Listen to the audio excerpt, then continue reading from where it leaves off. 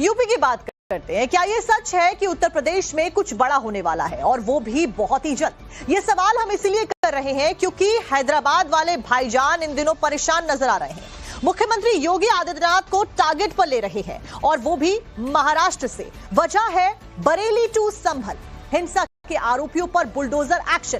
तो वहीं मुख्यमंत्री योगी आदित्यनाथ ने यूपी की जनता को आगाह किया है, समाज को तोड़ने वाले ऐसी ताकतों से सावधान रहने की अपील की है। ऐसे में योगी वर्सेस ओवैसी के इस फ्रेश राउंड के मायने क्या है, देखिए हमारी इस एक्सक्लूसिव रिपोर्ट में।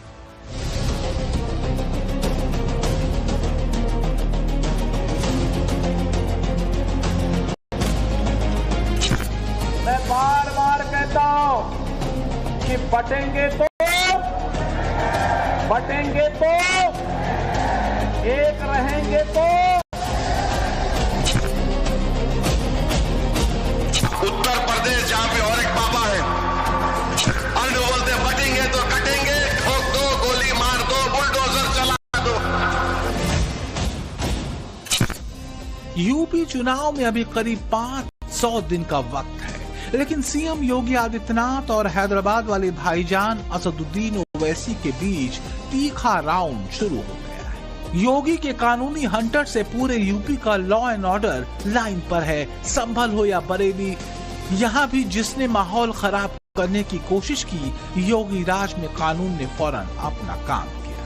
फिर वो चाहे बुलडोजर एक्शन हो या फिर सीलिंग की कार्रवाई। एक्शन यूपी में हो रहा है, लेकिन कलेजा फट रहा है लखनऊ से 1400 किलोमीटर दूर अहमदनगर। रैली महाराष्ट्र में हो रही है और टारगेट पर है सीएम योगी। उत्तर प्रदेश जहां पे और एक बाबा है, गोली मारो, बटेंगे तो कटेंगे।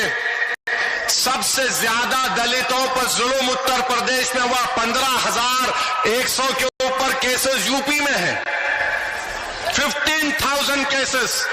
अन्य बोलते बटेंगे तो कटेंगे, ठोक दो, गोली मार दो, बुलडोजर चला दो। दरअसल जिस तरह 26 सितंबर को बरेली में हिंसा हुई, उसके बाद ताबड़तोड़ कार्रवाई, उसे एक खास समुदाय को टारगेट करने वाला नैरेटिव बनाकर वोट फसल की बुआई करने की कोशिश हो रही है। अगर फसल पक गई तो इसकी टाइमलाइन जनवरी-फरवरी 2027 तय है। लेकिन बाबा अलर्ट है, इसलिए उनके मंसूबों को भली भांति समझ लेने की अपील जनता से भी कर रहे हैं। आज इनके पास कोई मुद्दा नहीं बचा है, अब केवल एक मुद्दा इनके पास बचा है, और जिसको ये पहले भी करते थे, वो करते थे जातीय संघर्षों की स्थिति पैदा करना, आपस में लड़ाने की कुत्सित चेष्टा करना। इनकी इस मंशा को सफल मत होने दीजिए। मैं बार बार कहता हूं कि बटेंगे तो एक रहेंगे तो फिर हमें जातिवादी मानसिकता के लोगों के चक्कर में नहीं पड़ना है। ये बरेली हिंसा का सबसे लेटेस्ट फुटेज है। सीसीटीवी की तस्वीर सिविल लाइंस के पास आकाश होटल के सामने के बताई जा रही है।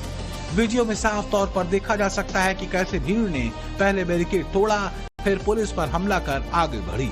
तस्वीरों से साफ है कि भीड़ का नापाक मंसूबा क्या था, लेकिन बरेली की तेज तर्रार पुलिस प्रशासन ने फौरन एक्शन लेते हुए सब कुछ काबू में कर दिया। इसके बाद सीएम योगी का ऑर्डर क्लियर था, हिंसा में शामिल एक एक किरदार को बख्शा नहीं जाएगा, जिसके बाद शुरू हो गया एक्शन का दौर।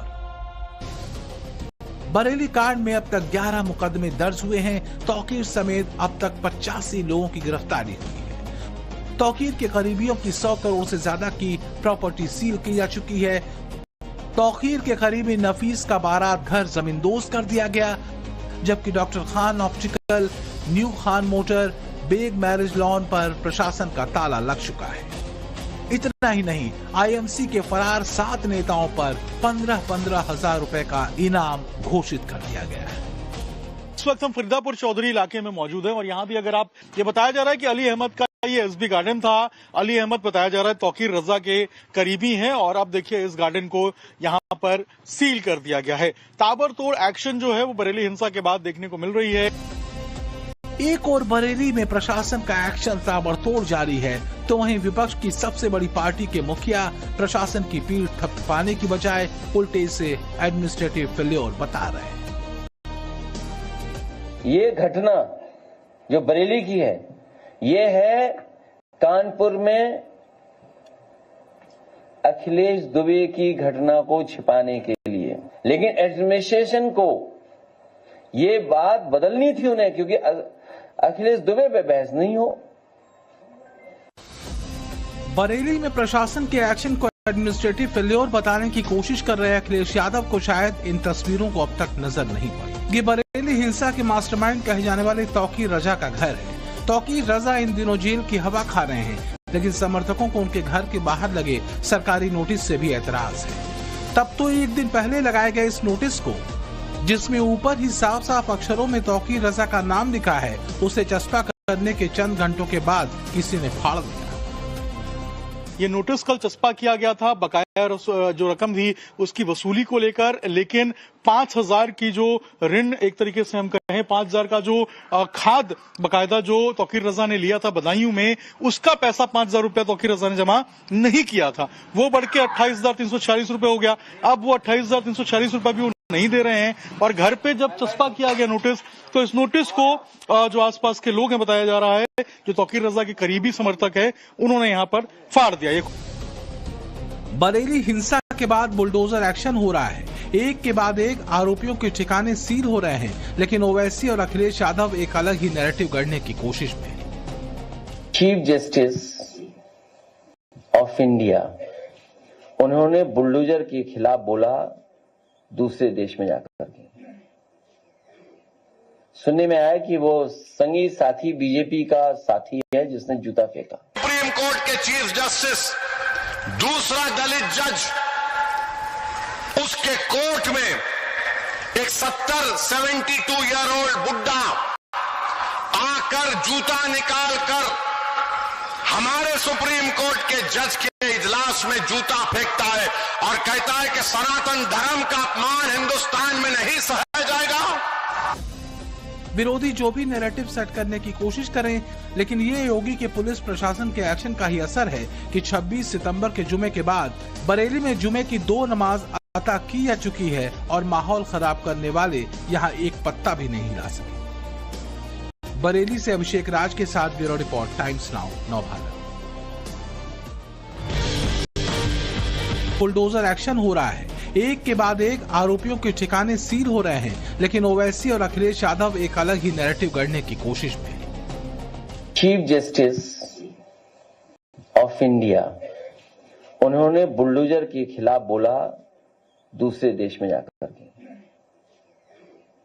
सुनने में आया कि वो संगी साथी बीजेपी का साथी है जिसने जूता फेंका। सुप्रीम कोर्ट के चीफ जस्टिस, दूसरा दलित जज, उसके कोर्ट में एक 72 ईयर ओल्ड बुड्ढा आकर जूता निकाल कर हमारे सुप्रीम कोर्ट के जज के इजलास में जूता फेंकता है और कहता है कि सनातन धर्म का अपमान हिंदुस्तान में नहीं सहा जाएगा। विरोधी जो भी नैरेटिव सेट करने की कोशिश करें, लेकिन ये योगी के पुलिस प्रशासन के एक्शन का ही असर है कि 26 सितंबर के जुमे के बाद बरेली में जुमे की 2 नमाज अता की जा चुकी है और माहौल खराब करने वाले यहाँ एक पत्ता भी नहीं हिला सके। बरेली से अभिषेक राज के साथ bureau report, times now, Navbharat.